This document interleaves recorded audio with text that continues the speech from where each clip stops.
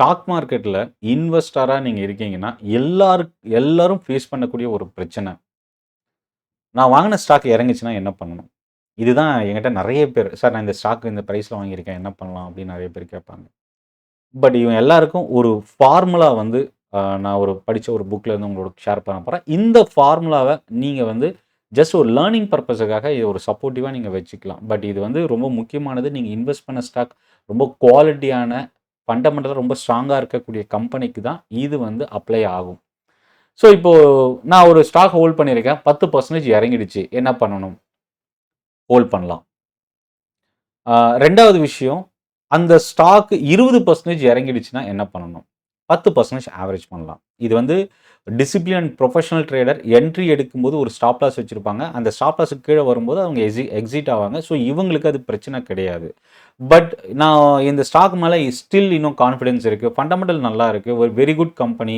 Last ஒரு 5 two 10 இயர்ஸ்ல நல்லா பெர்ஃபார்ம் பண்ணியிருக்கு. அந்த மாரி ஃபண்டமெண்டல் ஸ்ட்ராங்கான கம்பெனில மார்க்கெட் ஃபாலோயரா அந்த ஸ்டாக் இருக்கு அப்டின்னா, நீங்க அந்த இடத்துல வந்து 20% ஃபால் ஆகும்போது, நீங்க இன்வெஸ்ட் பண்ணியிருக்கீங்க. ஆல்ரெடி ஒரு 100 ஷேர் வாங்கியிருக்கீங்க ரூ. 1,00,000க்கு அப்டின்னா, நீங்க இன்னும் ஒரு 10 ஷேர் நீங்க பர்ச்சேஸ் பண்ணலாம்.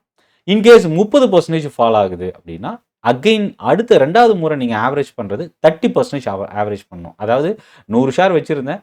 20% இறங்கும்போது 10% ஆட் பண்ணேன். 30% இறங்கும்போது நான் 30% ஆட் பண்ணணும். ஸோ, அப்போ வந்து செகண்ட் டைம் ஆவரேஜ் வந்து 30 ஸ்டாக் நம்ம ஆவரேஜ் பண்ணணும்.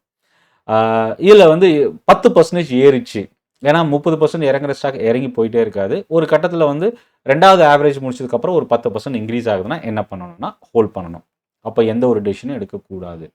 20% இன்கிரீஸ் ஆகுது. ஸ்டில் நம்ம ஹோல்ட் பண்ணணும். 30% இன்கிரீஸ் ஆச்சுன்னா, 10% மட்டும் செல் பண்ணணும். 40% இன்கிரீஸ் ஆச்சுன்னா, 20% செல் பண்ணுங்க. 50% இன்கிரீஸ் ஆச்சுன்னா, 30% செல் பண்ணுங்க. 60% இன்கிரீஸ் ஆனா, 40% செல் பண்ணுங்க. 100% நீங்க வாங்குன ஸ்டாக்கு இன்கிரீஸ் ஆச்சு அப்டின்னா, கம்ப்ளீட்டா நீங்க எல்லாத்தையும் செல் பண்ணலாம். இந்த ஃபார்முலாவ நீங்க கோ த்ரூ பண்ணுங்க. பிராக்டிஸ் பண்ணுங்க. இது உங்களுக்கு செட் ஆகுமான்றதையும் நீங்க உங்களோட ட்ரேடிங், இன்வெஸ்ட்மென்ட் ஆக்டிவிட்டீஸ்ல இம்ப்ளிமெண்ட் பண்ணி பாருங்க. இந்த செஷன் பத்தின உங்களோட ஃபீட்பேக்க நீங்க கமெண்ட்ல போஸ்ட் பண்ணுங்க.